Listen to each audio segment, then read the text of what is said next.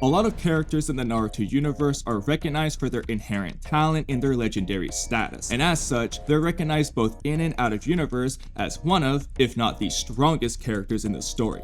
However, one character that often gets overlooked, both due to his relatively short amount of time in the story and his largely unknown status throughout the Shinobi world, is Kimmimaro, the guy with the boats. Despite this, however, Kimmimaro is often agreed upon to be a well-written, really cool character with one of the most unique arsenals in all of Naruto, and is actually my favorite character in the whole franchise. So today, we're going to be thoroughly examining how Kimmimaro stacks up against the rest of the Naruto universe from multiple different perspectives and at different points in the story. Now with me today is a gentleman who's known for his immense thickness.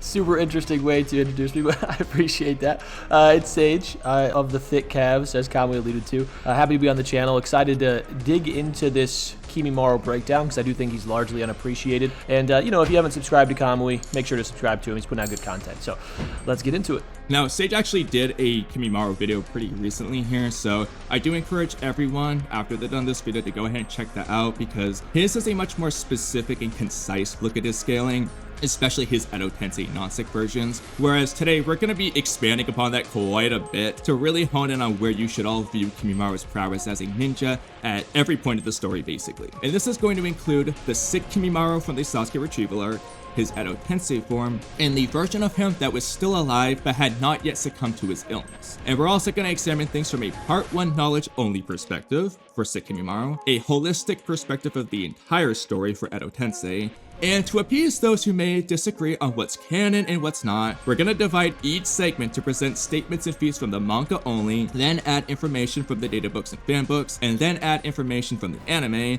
and we'll also discuss where he should scale based on the narrative as well, to give you all an accurate representation of where Kimmimaro can be scaled, where he most consistently scales, and where we should scale him based on the underlying narrative of the story. Yeah, so I think for Kimmimaro, the most obvious thing is his Shikotsu Miyaku Kekkei Genkai, the bone techniques that he has. And he has 5 primary dances, but basically you guys know what these are. He has the Bracken dance, which is essentially the giant field of bones he can protrude from the ground, which are several meters high. I mean, he's buried 200 meters under the ground, and they still protrude several meters above the ground. So you could argue these things could be hundreds of meters high at their pinnacle. And he can actually make tens of thousands of these, according to Databook 2, which is kind of cracked. He also has obviously his spear, which is the flower clematis technique, stated to have unparalleled rigidity and can break through any defense at its peak. He obviously has the whip that he can pull out of his back by literally ripping his spine out of his body. He also has the 10 bone bullets that he can fire at people, which is exactly what it sounds like, and a bunch of other stuff he can do with his bones. I mean, they serve as offense and defense, and on top of all of this, for whatever reason, he's stated to have incredible agility and physical capabilities on top of just pure regeneration. I'm not sure why he was given this. I mean, I understand it because he's literally pulling bones out of his body, but he pulls a bone sword out of his arm and regenerates the giant gash in his shoulder in 2 panels. So overall, Kimmimaro has an insane toolkit, and that's actually probably why we get the statements regarding the Shikotsu Miyaku and the power that runs through his blood in terms of his Kekkei Genkai as being the strongest bloodline. Now, to start things off for Kimmimaro's actual scaling, with his abilities in mind, I think the most sensible place to start is who he fights against. You have Naruto with his over 1,000 QB-eyed shadow clones, Rock Lee, and Gaara, all of which I think are massively misunderstood by the community, to the point that I'm gonna do a whole separate video talking about that arc in particular. But a common misconception everyone has is that these characters are Genin level, when that's just blatantly not the case. When we examine Sasuke, he's straight up stated to be Chunin level in the Chunin exams, and there is about 50,000 different narrative implications to put characters like Gaara, Naruto, and even Rock Lee on similar levels. You have Shikamaru, who, while he was standing out from the rest of the crowd based on his ability as a leader, he was promoted to Chunin, which they're not going to promote Shikamaru to Chunin if he just doesn't even have the bare minimum requirements to be Chunin level. So no matter how you slice it, Shikamaru is at least low in Chunin level when he gets promoted, characters like Temari are extremely relative to Shikamaru. Kankuro is relative to Mari. Shino is dead even with Kankuro. And when you really look at it, every ninja who made it to the finals of the Chunin exams is at least low in Chunin level, which makes perfect sense because they're competing to be promoted to Chunin. And all of these characters go on to have very clear power progressions going to the Sasuke retrieval arc. Shikamaru learns a new jutsu. Naruto learns a new jutsu in the Rasengan. Kiba learns a new jutsu. And Gaara, obviously, also learns a lot of new jutsu, is blatantly presented as being stronger. So you have a team of people who were already at least Chunin level, then they got stronger. And Kimmimaro is very blatantly stronger than all of these people. So the absolute lowest and possible place you could ever argue for sick Kimmimaro on his deathbed would be somewhere above mid Chunin level. Yeah, and I mean, honestly, I think the group that you talked about with Naruto, Lee, and Gaara probably are the most misunderstood in that group in terms of their power. With Lee, there's a statement that says he gains new power post his surgery, and it likens it to like a phoenix rising from the ashes or whatever. But the interesting thing here is he does better against Kimmimaro than Naruto does. Naruto is QB amp, and I personally think that his motivation, like his emotions, are probably stronger here when he's, trying to save his best friend from the clutches of evil than they were against Neji when he's trying to like defend Hinata's honor. And we know that his QB amp is directly tied to his emotions. So this version of Naruto should be stronger than the version of Naruto that we actually get in the final round of the Chunin exams, which is insane because that puts this base Lee over that Naruto, over the one we see in the Chunin exams finals, who's relative to a version of Neji who should be stronger than the version of himself that was around in the prelims. And that version of Neji is just outright stated to be somebody who Lee needs the Hidden Lotus to take down, which is super important because the Hidden Lotus requires the third gate. So you can just see a natural progression, like a massive natural progression in their strength between where we have them in, even the prelims of the Chunin exams or the final round of the Chunin exams all the way to the end of the Sasuke retrieval arc. Because literally, that with that scaling chain, it has to be the case that base Lee against Kimmimaro must be stronger than at least second gate Lee during the prelims. So that just kind of highlights how much these characters have grown. So even if you just have them at low Chunin level at the beginning of the Chunin exams, you kind of have to have them in bare minimum that mid Chunin tier, maybe even higher. And we also have statements for Gaara that say that, with his true power, he's stronger than most Chunin and even Jonin. Now, there's a lot of argument going on in the community about what that actually means. Like, is it directly tied to his full, Bijou transformation, or is it the lower transformations? It's kind of unclear, but the fact that he has that kind of statement at least gives them some level of assertions over Chunin level. I personally have them at that like peak Chunin level tier, maybe the likes of Gaara encroaching on that low Jonin level tier, but you do have some really solid arguments to get these characters to a pretty insane level here. And when it comes to Gaara, in canon, we just blatantly know he beat Yashimaru a Sand Jonin at like 3 years old. There's no getting around it. He's consistently beaten every assassin Rasa has sent to him. And while it's true that the Leaf Village has, on average, more Jonin than every other village, and the Leaf Village's best of the best Jonin, Kakashi and Gai, are stronger than the best of the other villages, that doesn't mean that Jonin level isn't Jonin level. It just means the Leaf has more Jonin levels. We blatantly see that Baki, who's actually the unsung hero of the Konoha Crush arc, is the only Sand Ninja to not be defeated, but he's on the battle arena alongside Kabuto, Kakashi, Gai, and Genma, which you could argue narratively is putting like these 5 on similar tiers, coupled with the fact that Genma is actually stated to be the best of the Leaf in one of the weekly chapter synopsis statements when the Sound 4 fights Genma and Raido. So you could argue manga-wise that's actually the most consistent interpretation there. But getting back to the Kimmimaro fight, it's not just a statement about Lee getting stronger or how Naruto performs against Kimmimaro. Kimmimaro himself, on more than one occasion, blatantly is just stating Lee is superior to that QBI Naruto.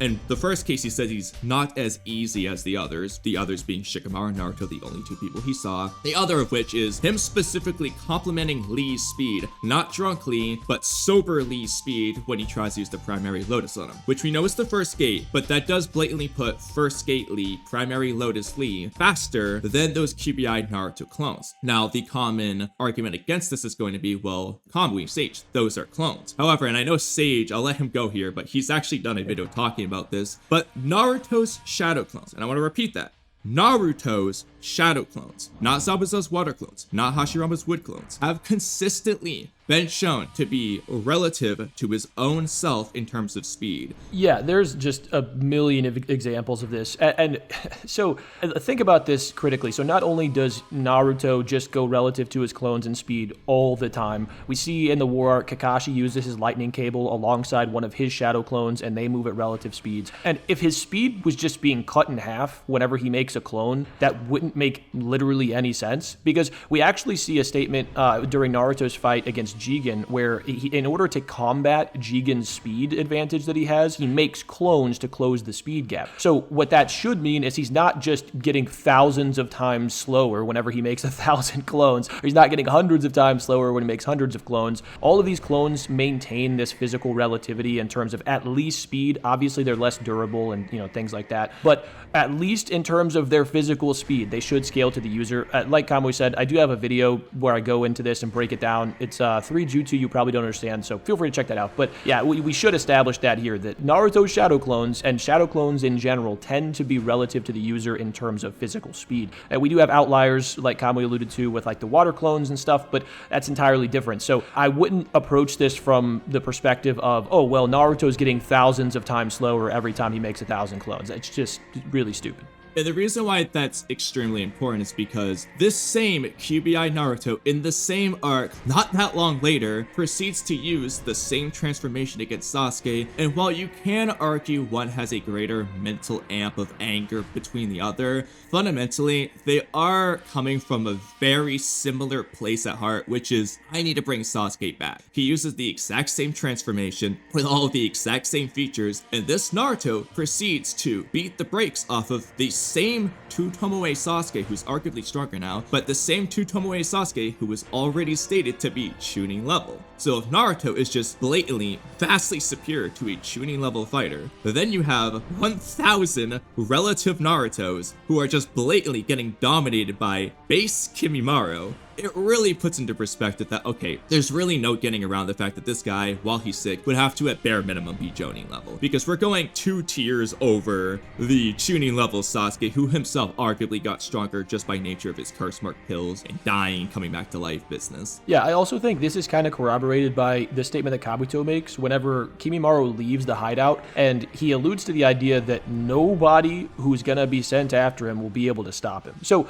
the way that I approach this from an honest perspective is, Kabuto is a spy. He was in the Hidden Leaf Village. He's probably fully aware that they're running low on Jonin because, post Konoha Crush, they just wouldn't have all of the Jonin at their disposal, which we find out from Tsunade, and a lot of the Jonin are out on missions. So maybe this doesn't include Jonin, but maybe it includes some of the lower end Jonin, like people on the level of somebody like Raido, which he may not even be a lower end Jonin, to be honest. So I will say, if you take that into account and you assume that Kabuto is taking into account people like Kakashi, then that would just put Kimmimaro above the likes of Kakashi. I don't think that's reasonable at all, because we do also get another Data Book 2 statement where it implies that, Naruto and Sasuke are still a long way from surpassing Kakashi, and he blitzes him on the rooftop. But at the same time, even if you just say, well, maybe it's some of the lower end Jonin, whenever Kabuto says nobody they send after him will be able to stop him, that's insane stock, because that would include, platoons of Chunin level combatants like what we get in the Sasuke retrieval arc, maybe platoons of stronger Chunin than what we have there, and maybe even some lower end Jonin level characters. So Kimmimaro, I do think being in that Jonin level tier is pretty consistent, even when he's incredibly sick, based on statements like that alone.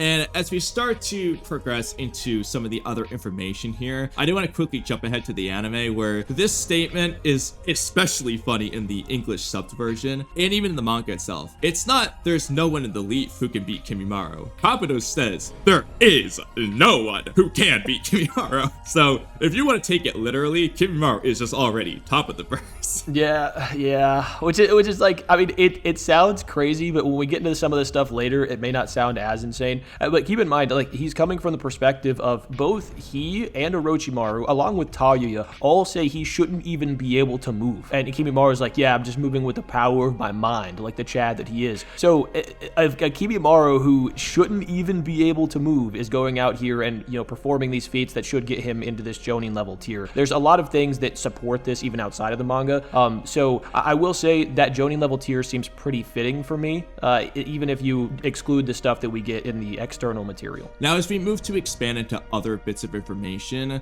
using knowledge from part 2 of the manga, we can in fact say that both Gaara and Kimmimaro should have at the very least Hage level jutsu. And the reason why we can say that is that when Rasa, the Kazekage, sees Sand Tsunami, he immediately thinks, oh, that's Shukaku, and then does his own Kage level Gold Dust Tsunami to dispel it, because Gold Dust is heavier than regular sand. And we have consistently seen throughout the story that a Biju level jutsu and Kage level jutsu are on very relative terms. Now, Gaara, in the Sasuke retrieval arc, is able to use Sand Tsunami, and it's not just a mini little wave of no, it's this gigantic freaking Sand Tsunami that's covering the entire battlefield, very much like the one he does in the war arc. And he doesn't have a desert to do this, by the way. He's making his own sand via regular earth, so you could argue this is actually arguably more impressive that he's able to do this. And then Kimmimaro, by extension, is able to fill that entire desert of sand with his own Bracken Dance jutsu. So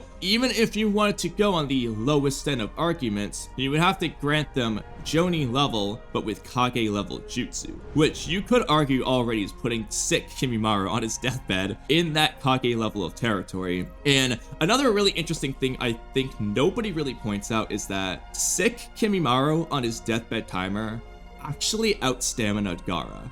Gaara is known to have very massive reserves of stamina. The reason I say this is because when Gaara's on that little floaty pad of sand with Lee after Kimmimaro does his Bracken Dance, he specifically points out that he is done. He is out of stamina. He needs to go down. They need to get out of this floaty sand because he's too tired. And that's when Kimmimaro comes out to do his final attack. Obviously, Kimmimaro dies like a millimeter before hitting Gaara, but Gaara was not there for the whole fight. Kimmimaro fought Naruto and Lee before Gaara showed up, so when you factor that in, sick Kimmimaro, who can't even move without using the power of his mind, literally out-stamina'd Gaara. Yeah, it's pretty insane. I mean, I think this all kind of is illuminating whenever you tie it in with the fact that we do get that manga statement where, you know, they allude to the idea that had Kimmimaro been present for the fight against Hiruzen, that the assassination would have went smoothly. And a lot of people kind of like poo-poo this statement, like they just don't think it means anything. But think about who's fighting on that battlefield. I mean, you have Kage level, like Hokage level combatants. You have a person in Orochimaru who's a Sannin level threat who can compete with these Hokage level tiers, who literally killed another Kage with the assistance of Kimmimaro. And if you just throw like a random Chunin level combatant into a fight with Kage, it's gonna make no difference. So it doesn't make any sense to have him really any lower than that Jonin level, because that's the level you would have to kind of be at in order to be added to that fight and make a genuine difference, let alone make it run smoothly. Not just make it a little bit easier, make it easy in general. So I think that, paired with all the other stuff we've talked about, puts him in a really impressive tier, although kind of ambiguous, even if you exclude a lot of the data book and fan book stuff that we get for part 1. The last thing I'll note about the manga for Sick Kimmimaro is he's just straight up stated to have the strongest spear, and Gaara Shukaku's shield is the strongest shield, which, by the way, Gaara is literally using the densest, hardest minerals in the ground possible in order to make that shield. And when we factor in what Chidori and Raikuri are described to be as, they're described as very spear-like. If you are to factor those in, you could argue that Kimmimaro's flower, the baked bone that he makes on his arm, might just straight up be stated to be stronger than even Kakashi's Raikuri, which is extremely high stock when Kakashi's the strongest Jonin in the Leaf Village outside of Jiraiya, who's not really considered a Jonin, even though he technically is. So with all of the stuff that we've talked about, we've kind of excluded a lot of the data book statements. Now, I will say on that point, just to kind of segue from it, the text used can describe a spear or a blade.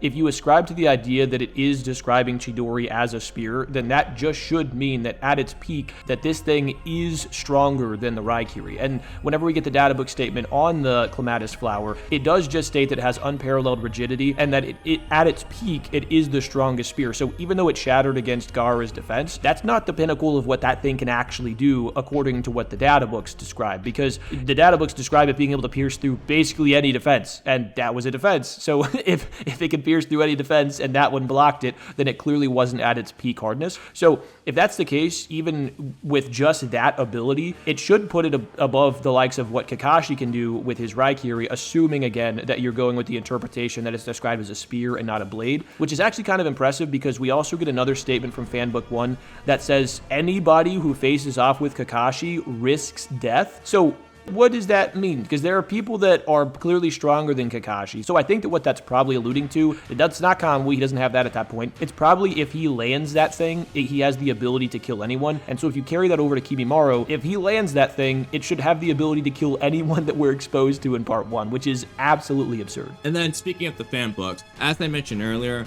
is just stated to have power that exceeds those of Chunin and even Jonin. One of them alludes to the fact that Chunin and Jonin would be ashamed of themselves based on how much stronger Gaara is. So all of that just does corroborate the idea that Chunin exams Gaara, and we quite literally see him kill 2 grass Chunin before his fight with Sasuke. Just is stronger than Chunin in some Jonin. He's on that low Jonin level. He then gets massively stronger. I don't know what the heck Baki did to make Temari go from just gusting some wind to blowing out a whole forest, conquer it again, extra puppet, and Gaara to do a sand tsunami, but Baki is the best sensei in the whole series, basically. Guys, like, this is actually ridiculous. But Gaara has tremendous growth, and then you just have Kimmimaro blatantly superior. Gaara admits defeat to him. Another thing that's actually interesting, by the way, which probably should have said earlier, is that Kimmimaro seems reluctant to use his curse mark compared to all the other members of the Sound 5. They know that there are risk factors, so they don't just immediately use it, but they're more than willing to use it. Whereas Kimmimaro has dialogue saying, I guess I have no choice, and then he'll use the most minimal amount of the curse mark possible, like this quarter transformation. So you could, this is just theory territory, you could make the argument that Kimmimaro's usage of the curse mark was going to shorten his timer in terms of life, and that's why he didn't want to use it, only if he had to, which could mean it's a double-edged sword. He gets that power from the curse mark, but he also is dying, which arguably could make him weaker at the same time. So he might actually not be getting stronger, but rather just getting the extra abilities he needs at the time. But there's no way to prove that one. It's just kind of interesting to know. Yeah, I will say we do get a description of the curse mark, which tells us that in the level 2 state, it eats away at your body. So if he has this physical illness that's making it difficult for him to move around, and then he has this thing that's eating away at his body, I do think we have good reason to believe that this would shorten the amount of time that he can actually fight for whenever he's in that form. So that's actually, I think it's corroborated by the story pretty well. But whenever we look at what the data books talk about in regards to him, in part 1 specifically, there's just some absurd statements. I kind of alluded to this earlier, but there's a statement that talks about how it's not just the Shikotsu Miyaku, also his physical abilities and agility, things like that, are also the strongest. And it doesn't say the strongest amongst the Sound, it doesn't say the strongest in this arc, it just says the strongest. So it's not only saying that the Shikotsu Miyaku is the strongest ability in part 1, which is absurd whenever you consider things like the Amaterasu and Tsukiyomi have been unveiled, but also that his physical prowess is the strongest, which obviously would get him above everybody in terms of his physicals, and he kind of is physicals man, so it fits with that. But that sort of description of somebody like Kimmimaro is wild, but we'll get into some stuff later on that corroborates that even further. It's actually consistent with some of the dialogue in the manga itself, because Lee, when he sees, and this, you could argue all these statements apply to sick Kimmimaro, by the way, but Lee, when watching Kimmimaro fight, specifically compliments and points out how just ridiculous Kimmimaro's agility and ability to dodge attacks is, both when he's fighting him and when he's watching him fight Gaara. And you see Kimmimaro doing these ridiculous backflips and all these handstands, whatever, all the gymnastic moves to dodge the sand in midair, and Lee was extremely impressed by that. This sounds ridiculous, but he's seen people like Guy fight before, and he's still this impressed. So you could argue that Lee is giving Kimmimaro more praise than he's given technically in the entire series. You never seen anyone's agility like this, but given that the databook mentions it, you could argue that this is just consistent with the manga. And it's not just that Tsukiyomi and Amaterasu have been revealed in the story yet. They're in the very same databook that specifically states that Kimmimaro's ability is the strongest, and nowhere does it ever contradict itself by saying Tsukiyomi is the strongest. It says the Mangekyo Sharingan are the strongest in reference to ocular abilities, the Sharingan eyes, but they don't say that it's the strongest ability in general. It's only Kimmimaro's ability that states that.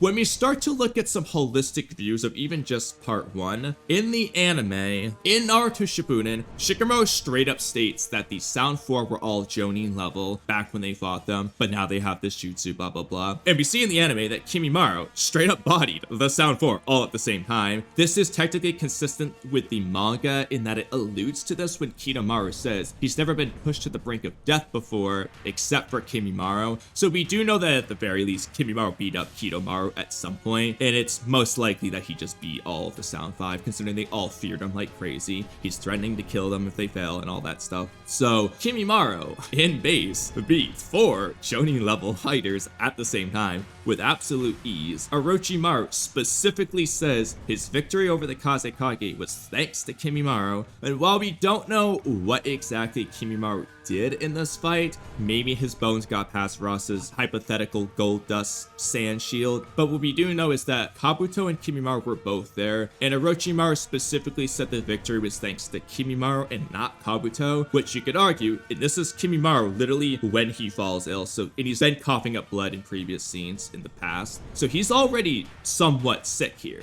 And you could argue this is just blatantly putting Kimmimaro at a level higher than Kabuto, who was stated like 50,000 times to be on the level of Kakashi, arguably with the Sharingan included, which this gets a partially sick Kimmimaro just straight up beyond Jonin, the peak of Jonin in Kabuto and Kakashi. Yeah, there's 2 things I'd like to add on to this point. So, first of all, Orochimaru is not a humble character. Orochimaru is one of the most arrogant characters in the entire series up until he's unsealed. So, him giving high praise to somebody like that isn't something that we should just overlook. But then also, in Data Book 2, we get a breakdown of the Sound Squad, and we actually see that he's alongside Kabuto on this like chart that's built out. And we know that with Orochimaru, he's very much a power-centric character. Like, his entire goal is to become stronger, learn all the ninjutsu, all that stuff. Specifically recruits people with exceptional abilities in order to grant them curse marks, things like that. So it's reasonable to assume that he's organizing the structure of the hierarchy in the Sound Village and, you know, how he operates in that way by power. And so if that's the case, that would put them bare minimum shoulder to shoulder. But the problem is, we're also told in that same data book, or it's at least alluded to, that he might be the strongest subordinate under Orochimaru. So if that's the case, that does also just put him above Kabuto, which again, like, if Kabuto is relative to even Kakashi without the Sharingan, that Kakashi is just ragdolling Chunin level characters with no problem. He's outspeeding Naruto and Sasuke casually. He's just on that Jonin tier even without the Sharingan, probably on that high Jonin tier without the Sharingan. So I would say if that's the case, you know, you actually can make legitimate arguments just based on these statements alone that this Kimmimaro, potentially even just sick Kimmimaro, might just be stronger than Kakashi is, which is absolutely absurd. And the last thing I want to say before we start to segue into the whole story, which is going to include Part 2, Data Book 2, and Edo Tensei and the non-sick Kimmimaro, is that when it comes to Kimmimaro while he's sick, if you were to put what Kimmimaro is doing into chakra-related terms, his body's unable to move, but he apparently is moving through the power of his mind. This is consistent in every translation.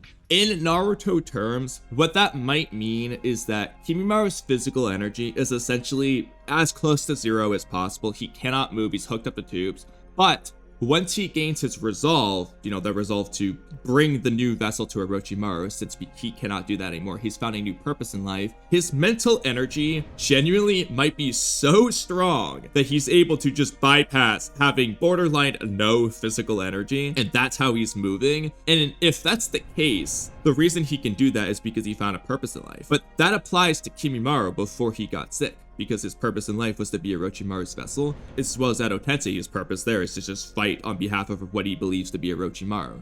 Which means that at every point we actually would look at Kimmimaro, he would have that same mental amp of having a purpose in life, which means that if his mental energy is so strong that he can overcome paralysis sickness, remove that sickness, and you can imagine why Edo Tensei Kimmimaro and the non-sick Kimmimaro are actually so much stronger than people realize. So, to put a conclusion on Part 1 Kimmimaro, when he's sick, there's really no getting around him being at bare minimum Jonin level, and I do believe most people, at least with his healthy version, put him at that level, but his sick version really is at minimum Jonin level. He's beating Gaara, who in the tuning exams is arguably low Jonin level, gets massively stronger. Kimmimaro is still winning despite sick, and he's also fighting, Chibi Naruto, who can beat a Chunin and Sasuke and so on. He has basically 3 Jonin level combatants, and he beats all of them. He beats all the Sound 4 at the same time, who are Jonin level. There's no getting around that. He has Kage level jutsu. I would say sick Kimmimaro should scale between Jonin to Kage. While he's sick, is he beating Orochimaru? Probably not. Unless you want to take Kabuto's statement as literal as possible, which you can. But he should be able to contend with just about anything the Leaf Village could send to Kimmimaro, which should include Jonin, because literally Genma and Raido, the best of the Leaf, were out on a mission that ran into them. So the Leaf Village isn't above sending Jonin. The other thing you could argue is, I should have said this earlier, but when we consider how mission ranks are assigned and who they get assigned to, we learned back in the Land of Waves that Genin are primarily assigned to D and C rank missions, Chunin get C and B, Jonin get anywhere from B to S depending how strong they are. Obviously there are exceptions, like the Land of Waves, they only kept going because Kakashi was there. They weren't supposed to be on an A rank mission. In Konoha Crush, Kakashi did send Naruto, Sakura, and Shikamaru on a quote-unquote A-rank mission to stop Sasuke, but that mission wasn't to fight the A-rank threat he feared. It was to stop Sasuke and come back. And on top of that, he specifically sent Pakun with them, who, when talking to Guy, Kakashi believes that they can be safe because Pakun is there, which you could argue means that in Kakashi's eyes, Pakun is essentially a Jonin level leader, which will keep them out of danger in an otherwise way too dangerous mission for them. But ignoring the exceptions to the rule, the Sand Village, while we don't know if Gaara, Tamaru, or Kankuro were promoted to Chunin or Jonin, we can say that they were treated like they were promoted, because in the data book, they're actually assigned to S rank missions and A rank missions. Now, what those missions were might have been the Sasuke retrieval arc, might have been something else, but they were being sent on these high Jonin level missions. So the Sand Village was treating them as the best that they have, which wouldn't make much sense if they were just Genin level in ability. This doesn't prove of anything, but if you want to be technical, every time they get a new outfit might mean they got a new rank, because, they have their Chunin exams outfits when they're Genin, then in the Sasuke retrieval arc they might be Chunin, and then in the beginning of Shippuden they have new outfits in their Jonin, and they keep those outfits while they stay in their same rank. So you could argue that they just were promoted to Chunin based on their outfit change, which is kind of silly, but genuinely might be true. Yeah, I don't think that's crazy at all. And to put one final point on the higher end stuff that we've talked about, if you do think that those statements get him above Kakashi in Fanbook 1 in the interview section with Kishimoto is just stated to be fully capable of stepping into the role of Hokage.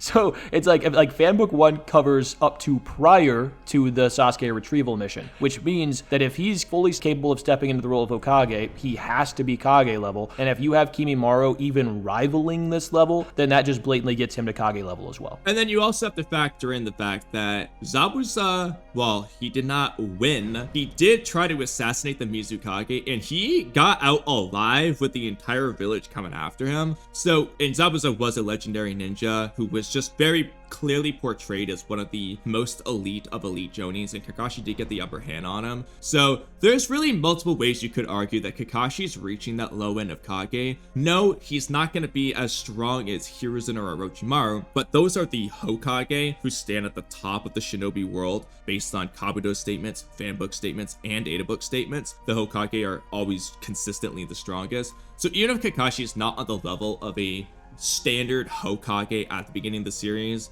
he's still presented as being on the verge of what he needs to be to just be a generic Kage. And if you're getting sick Kimmimaro over Kakashi, well, there you go, he's Kage level. And for one last point to mention about Part 1 Kimmimaro, and I'll preface this by saying that this isn't necessarily the case, but it is possible.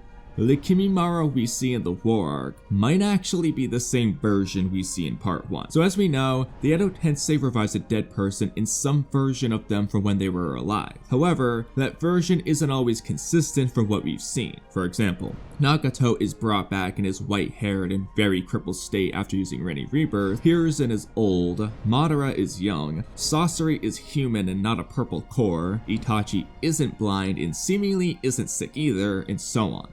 It's entirely possible that these inconsistencies are purely Kishimoto using whatever form he feels like using, but a mostly consistent in-universe explanation would be that it depends on what DNA Kabuto used specifically. For example, Kabuto got Nagato's DNA from his corpse, as the pain bodies don't have Nagato's DNA in them, while Kabuto got Itachi's DNA either from the Sasuke vs Itachi fight or some previous encounter, as Itachi's body was hidden away with Obito and Sasuke so Sasuke could take Itachi's eyes for EMS. In other words, Itachi's DNA may likely have come from a point before he was completely blind, and possibly before he was even sick, depending how far back the DNA collection goes, which could explain why Itachi isn't blind as an Edo Tensei, while Nagato has his white hair for his Edo Tensei. With that in mind, unless Kabuto specifically used a very old sample of Kimmimaro's DNA from before he was sick, it's very possible that the Kimmimaro we see in the war is actually still physically hindered by his illness, just like how Nagato's legs were still damaged from his fight with Hanzo several years prior to his death, and his hair was white from Rin Rebirth. And considering how much Kabuto extensively researched Kimmimaro's body after he was sick, because he was sick, and the fact that literally nothing suggests he maintained some old sample of DNA all these years, it's very reasonable that Kabuto did use sick Kimmimaro's DNA for the Edo Tensei, which means that Part 1 Kimmimaro might be able to do everything War Art Kimmimaro does. Especially considering that Edo Kimmimaro didn't even enter stage 1 of his curse mark, minus any sort of Edo Tensei lacking a death timer from his illness since he's in Edo, and any potential Edo Tensei regen he may have done off screen. A lot of people might not like to hear that, but it is technically possible.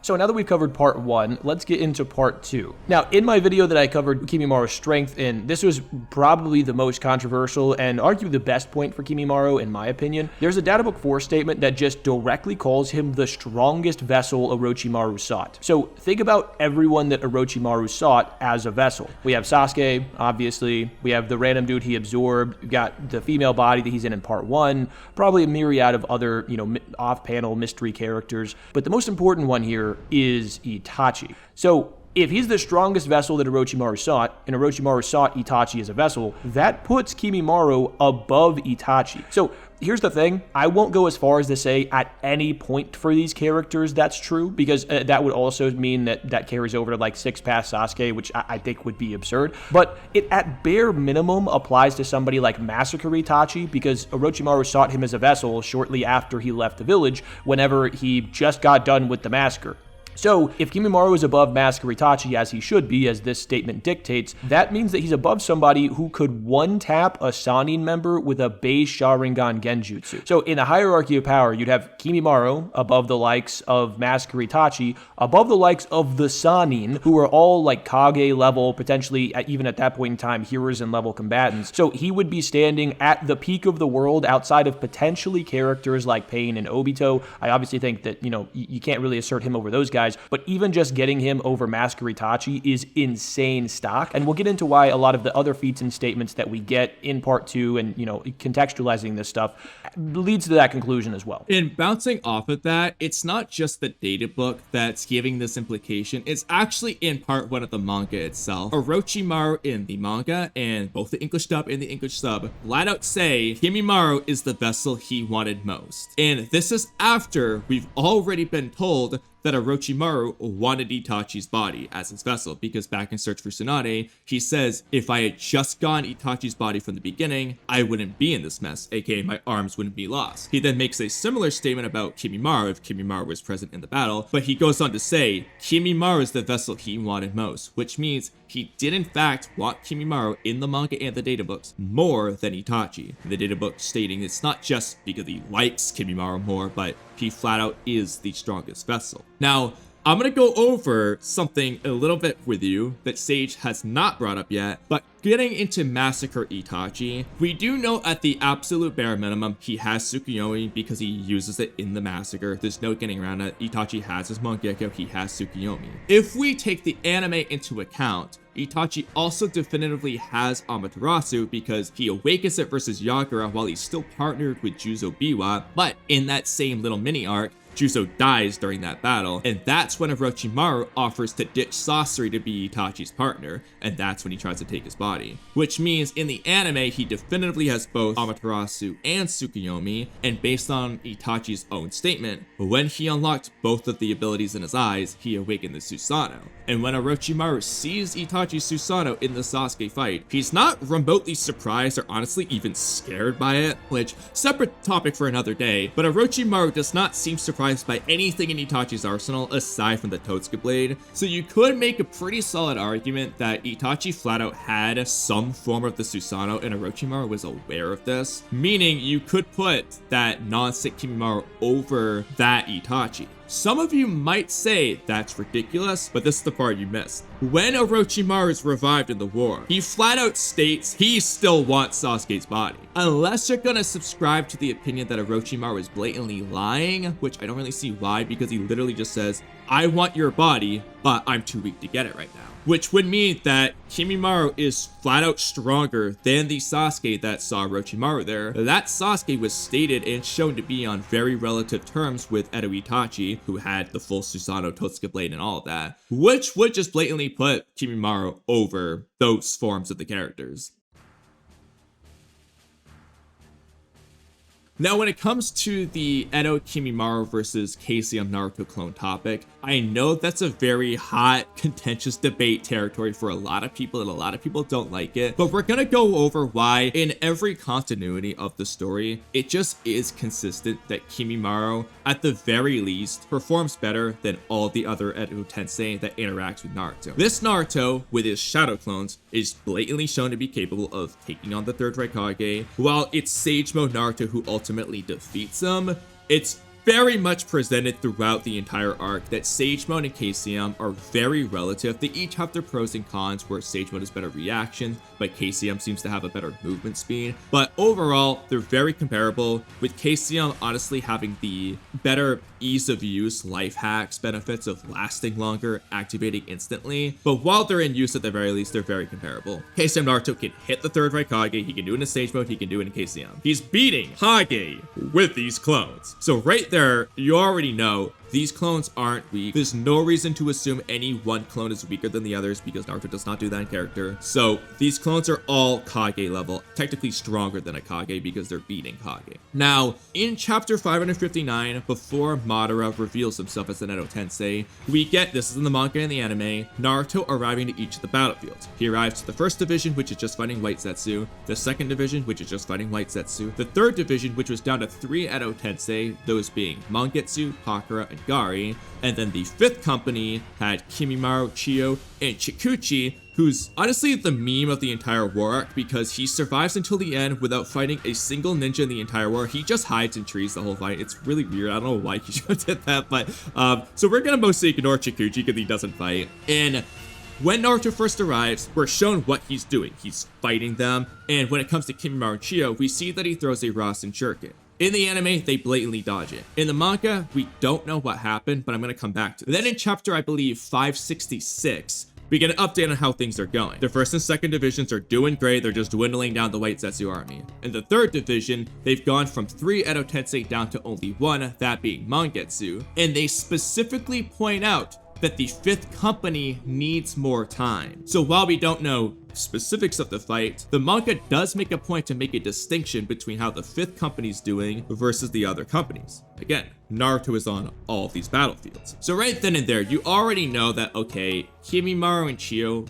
must be doing better than the likes of Mangetsu, Pakura, Gari, and so, or the White Zetsu. Now, while we don't get to see what happens, if we were to assume that the Rasen Shuriken did in fact hit Kimmimaro and Chiyo, they were not sealed, which means that like the third Raikage, they could not have been damaged enough to be sealed. The third Raikage loses his cloak, and he has a tiny amount of damage cracks on his Edo Tensei body, but he just gets right up, stops the sealing jutsu, and keeps fighting, which means that if Kimmimaro and Chiyo did the same thing, they would have had to have tanked the jutsu well enough to do that. However, we know that Chiyo does not have durability of the third Raikage. She doesn't even have any durability whatsoever, basically. She's just an old hag with puppet jutsu, which means that either Chiyo and Kimmimaro dodged, or Chiyo was hit, but Kimmimaro was in good enough condition to stop not only himself from being sealed, but also to protect Chiyo from being sealed, which actually means he either dodged it, unlike the third Raikage, or he tanked it even better than the third Raikage, which is actually ridiculous stock for Kimmimaro. Yeah, and to build on the third Raikage thing, if you assume he's performing at even a similar level, which he would kind of have to be performing at a level above that, right? But even at a similar level, Dodai just says that there's nobody who can block that spear, and there's nobody who can get through that defense. Now, obviously, Naruto, it takes the cloak and stuff off of him, but I think what he's talking about is defense is probably a holistic thing. But the important thing, though, is Dodai, as being one of the advisors, and sort of he's framed as like the storyteller of the cloud. He's just stated to be fully aware of all of the abilities of the fourth and third Raikage. So if he thinks nobody can block this hell stab and nobody can get through this defense, that should mean that the fourth Raikage can't block the hell stab and can't get through the defense, which means that the third Raikage should be above the fourth Raikage pretty definitively. If that's the case, then that's just another line of scaling, which just corroborates the idea that Kimmimaro should be on these higher levels. Because if he's above the fourth Raikage, and the fourth Raikage is boxing Mangekyo Sharingan Sasuke, and, obviously I think he's losing that fight overall, but at least not getting completely ragdolled, it just shows that Kimmimaro being above that level is just at least above that version of Sasuke by potentially a significant degree, which then corroborates the scaling that Kamui had earlier, getting him above a later version of Sasuke and Itachi during the war arc. And real quick, since you're talking about Sasuke, we absolutely should have mentioned this earlier, but they do blatantly make a heavy Sasuke comparison with Kimmimaro when Sasuke meets Jugo, which is the fact that Kimmimaro was the only person who both physically and mentally could stop Jugo's rampages in the past. The anime directly just shows him using his spine like a snake, basically, similar to how Sasuke does it, which at the bare minimum is just gonna scale Kimmimaro, possibly his sixth self, because we don't know exactly when he's doing all this. We know that he talks to Kimmimaro before he leaves to go into the Sasuke Retrieval, which, by the way, if Kimmimaro didn't talk to Jugo, he just would have beat Gaara, but that's besides the point. So heavy Sasuke being a Kage level fighter, he can beat Deidara, who can beat Kage Gaara. So you're already just getting Kage just based on that alone. Now, I know there's a popular theory that Naruto's KCM clones just poofed away, and that's why Kimmimaro and Chiyo were still around. And while I understand the desire to have that opinion, number one, this is just blatantly untrue if you use the anime, because in those chapters I referred to, when the anime is adapting those scenes, we actually see a scene of Shino with his bugs fighting some white Zetsu, and a KCM Naruto clone is in the background, which means the clone didn't poof, which means nothing happening on Naruto's main battlefront made his clones poof, as he's blatantly there. So when you don't see a KCM Naruto clone against Kimmimaro, that would mean that Kimmimaro, or I guess Chiyo, beat Naruto's KCM clone, because he's still there. There's also the fact that if you actually analyze what's happening in these chapters, Naruto's main body has not really been pushed that hard yet. The scene in which this update on the Edo Tensei battlefields is happening is right when B does his Twister Jutsu. And while, yes, they started the fight with the Edo Jinchuriki, they're in version 1, they're not in version 2 yet. The battle has not ramped up to the point that Kakashi and Guy are saving Naruto and B. There's really no reason why these clones would poof, honestly speaking. But even if they did poof, in the updates about the companies, Naruto's shadow clones were making a difference. The 3rd division went from 3 Edo Tensei down to 1 Edo Tensei. The 1st and 2nd were making a big difference, but they specifically point out that the 5th company needs more time. And I think now it's a good time to talk about who is this 5th company. Well, there's Kankuro, who by this point was shown to be relative to the likes of Darui, who's a leader of the 1st division, very high in Jonin, arguably low Kage level. And then honestly, every member of the alliance leaders you could argue are Kage level. You have Kakashi, who was literally gonna be 6th Hokage if Tsunade didn't wake up. You have Gaara, who's literally Kage. You have Mifune, who basically acts as the Kage at the samurai. You have Kitsuchi, who's Kuretsuchi's dad, and possibly Onoki's son. I don't know if it's Onoki's, like, I don't know on which side of things Kitsuchi's lands on with the relationships, but anyway, there's Kitsuchi, he's the one who does the jutsu that holds down the Geto statue, by the way, and then there's Darui, like I said. Konkuro is the leader of the commando unit, shows relativity to the likes of Darui. He's in this battlefield, and you actually see him fight Chiyo in the anime. And then you have Mifune, the guy who beat Hanzo in like 2 sword swings, essentially. Mifune's not low on chakra. Okay, let's just get that out of your head. He didn't do very much. He mostly just talked to Hanzo. And while this is the conviction nerfed Hanzo, he's still presented, in my opinion, as the greater threat than the likes of Chiyo, just based on how the story's presenting it. Chiyo seems like an afterthought to Hanzo, and Mifune handily beat Hanzo. I don't care how conviction nerfed he was. Hanzo just was presented as being very, very powerful. Yeah, so with all that being said, I mean, you have a statement that puts him above the likes of Itachi and, you know, that same Sasuke that stands shoulder to shoulder with him. You have him being able to clash evenly with his bones and samurai swords, with the samurai being able to clash with that 5 Kage Summit Sasuke. You have him fighting a KCM1 Naruto clone longer than the 3rd Raikage can. I mean, all of this stuff just pushes him to absurd tiers, where we get to a point where it's like just blatantly undeniable that even this version of Kimmimaro that's probably Edo nerfed, and obviously not even using, like Kamui said, his strongest attacks, but not even that, not even using his strongest form, not even going in CM2, who's, even despite that, he's getting into these high Kage level tiers, like a genuine higher end War Arc level threat, obviously up until we get to, you know, the 6 paths tiers. So I think Kimmimaro, like, I think we made a really good case for it. This guy's just an absolute monster. And when you factor in the interpretations that Kimmimaro should be at least massacre Itachi, arguably full-powered Itachi, who's relative to EMS Sasuke levels of power, that would consistently explain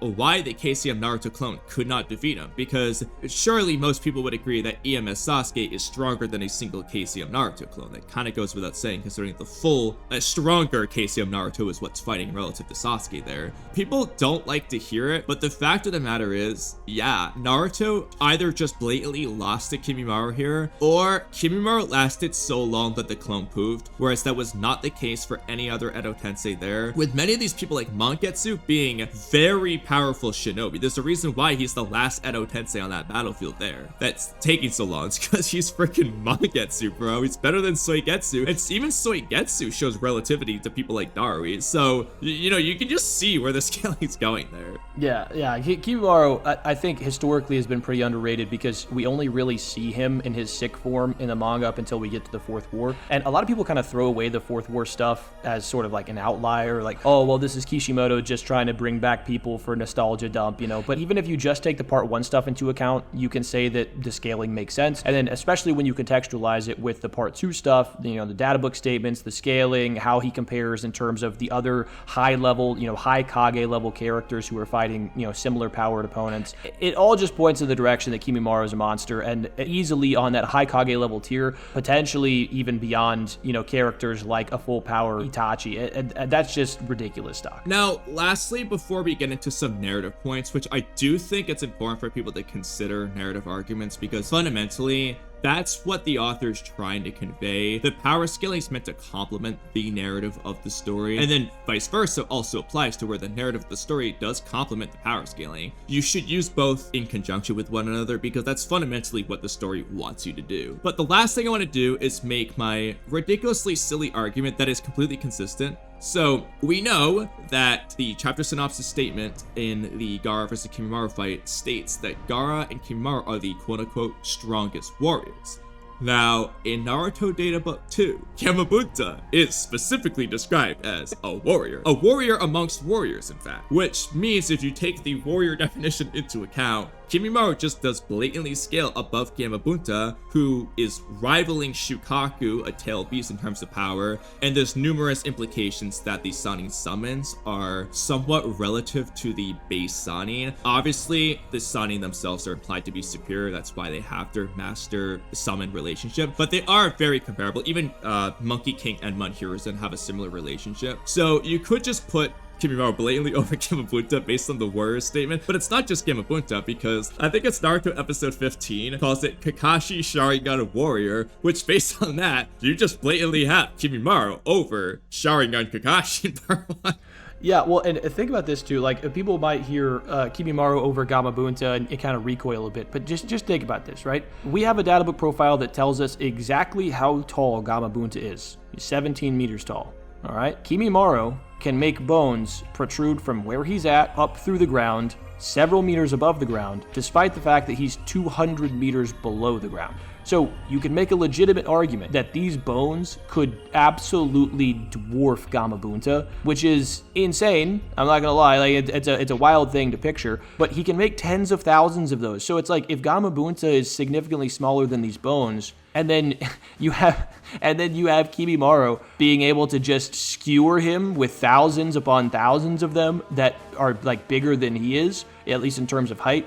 He might literally just be able to one-tap Gamabunta. Like, that's not even a crazy thing to say. So, I mentioned Kage level jutsu earlier. Gaara's Sand Tsunami, Kimmimaro's Bracken Dance. While someone can have Kage level jutsu without consistently being Kage level, the fact remains that having Kage level jutsu makes you able to do something in a fight against a Kage, and it does pretty much blatantly mean you're either at a Kage level or you're on that cusp of Kage to where you can do these things. Now, this isn't like a Naruto mental amp one-off 2000 shadow cleansing that he doesn't do consistently. This is just something Kimmimaro can do when he uses his curse mark. Now, as mentioned, Kimmimaro is 200 meters below the ground. We also know that he can merge with the bones and phase through them. Basically like Coat's claw marks in Boruto, he can just do that. Now, given that the bone spectre is sticking out of the ground, you really have three possibilities. One of which is the one Sage just said, which is that these bones are just over 200 meters tall, which means that yes, this just is skewering Gamabunta, Katsuyu, and Manda at the same time, and he's beating all three of them. It just is that tall.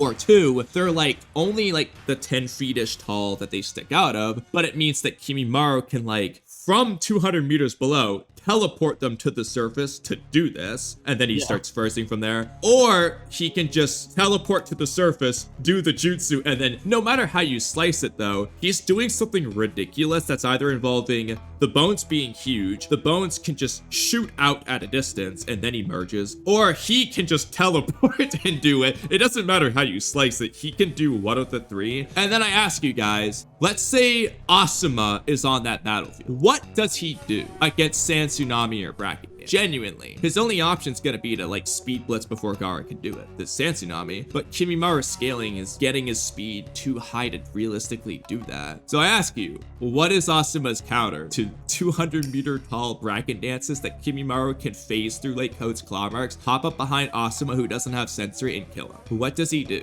What does Kurenai do? What does Genma do? What does even Kakashi or Guy do? Yeah, I think honestly, the only person there that you could maybe make an argument for would be Kakashi, simply because like the Sharingan can see chakra, so like maybe he sees it coming from underground, but like the others legitimately have zero counter for that. And even if Kakashi's able to dodge it, if we're getting, you know, if we're getting Kimmimaro to, you know, the level that we've got him to, or even like if we're taking sick Kimmimaro and putting him on the level of Kakashi, if he just makes thousands of these and surrounds Kakashi with them, the chakra signature for the bones should be the same as the chakra signature for himself, as we kind of see with the Kabuto fight against Itachi and Sasuke. And so it would make it pretty much impossible to track him through those bones, even if he could see the bones coming. So that attack is like massively underrated. And just to put a pin on the, you know, discussion about how large the bones are, I think because like just sort of a narrative point, the narrative implications of how he got out of being buried was breaking through it with Bracken Dance. So it makes a lot more sense to me to say that they are actually that tall in scale, as opposed to saying like he just spawns them on the ground above, because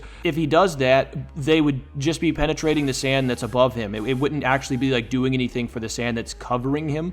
It doesn't make a lot of sense to me to say that he's just like spawning them right below ground level. It makes a lot more sense to say, not only by, you know, the implications that we get in the narrative of how he ended up breaking out, but also just how this like giant sand burial functions. It doesn't make sense to say that he can just spawn those at the top of the sand and it's going to break him out at the bottom, you know? I also totally forgot to say this earlier, and I'm just gonna have to like put this in back in the early part 1 point, but a point about sick Kimmimaro's durability that we absolutely should have talked about about is just the fact that he tanks Sand Coffin. The reason why is Sand Coffin is just a ridiculous jutsu in terms of AP. Yes, it's dodgeable, but when someone's in it, it is consistently able to do a specific thing, and that is turn everyone except for Kimmimaro into mush. Even Kage level fighters like Deidara, when his arm gets caught by Gaara's Sand Coffin, it turns to mush. You have people like 6-gate Guy even against a 30% Kisame, not a full powered Akatsuki member, just a 30% clone, using the 6-gate Asakujaku, and it still isn't turning Kisame into mush. Now yes, Kisame might be more durable than Deidara, but the point I'm making here is at no point before Night Guy does Guy's taijutsu actually do things like rush people to mush, squeezing out all their blood. So you could make the argument that while Sand Coffin's obviously not going to hit people as easily as anything Guy has in his arsenal, when you are hit by the attack, Sand Coffin might just blatantly have better AP.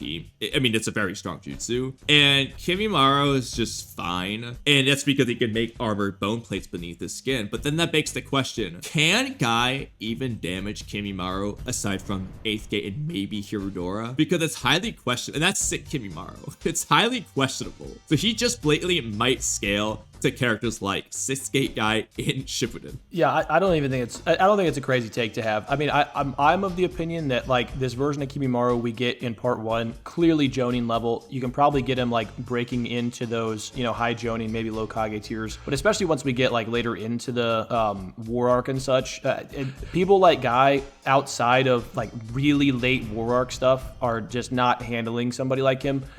I will say Guy does just like low key perform better against White Mask Obito than KCM Naruto did. So maybe once you get later into the war, you can say stuff like that. But even against somebody like Kisame a day before the war, he seems significantly below that level. So I don't think it's crazy to say that, you know, towards his peak, he's just like beating up, you know, these war arc level characters without all that much difficulty. At the end of the day, you don't have to cherry pick one feat or one statement for Kimmimaro. I mean, it just blatantly is very consistent that in part 1 stick, he should be scaling, at least in my opinion, high Jonin, just based off everything you have, the feats they do, the statements made about him. He should be in that high-end Jonin level. I mean, he's literally can beat 4 Jonin level fighters. That puts him at least pretty high Jonin. And then you can arguably get him to like a low Kage level. He shouldn't be high Kage while he's sick. And then with Eno Tetsu, he just consistently is like strong. Like it just is consistent. Yeah.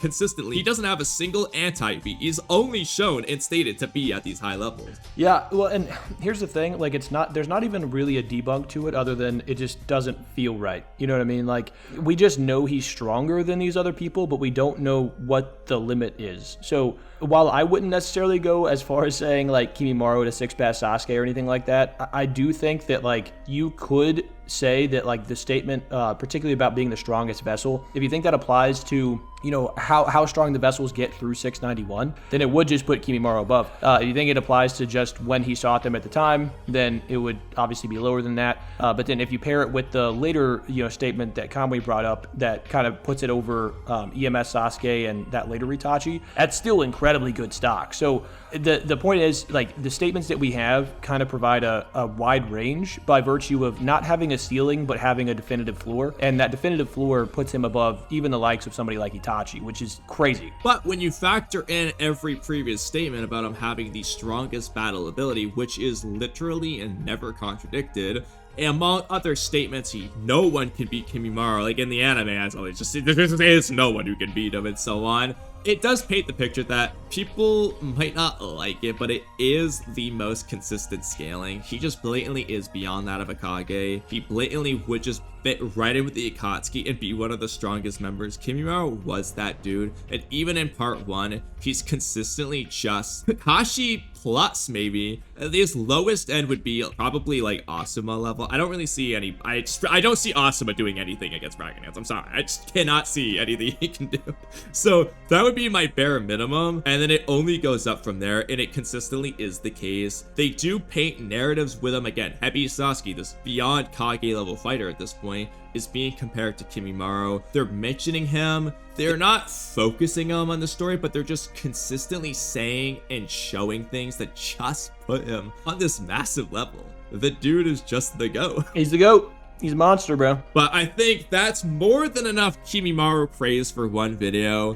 Thanks again for coming on stage. This is our first official collab, but I do have other videos I want to see you come on for. We've actually talked about a few before. And obviously check out Sage's channel. He's got like a bazillion videos, not just about Kimmimaro, but every single other character. He does a lot of collabs too. So fun guy, good videos, and it was great to have you on. Yeah, man, it's been a pleasure to be on. I look forward to many, many more collabs. If you guys haven't subscribed to Kamui, make sure to do that. But yeah, thanks again, man. It's always a pleasure, putting the proper agendas forth, educating people on the truth. So it was a good time.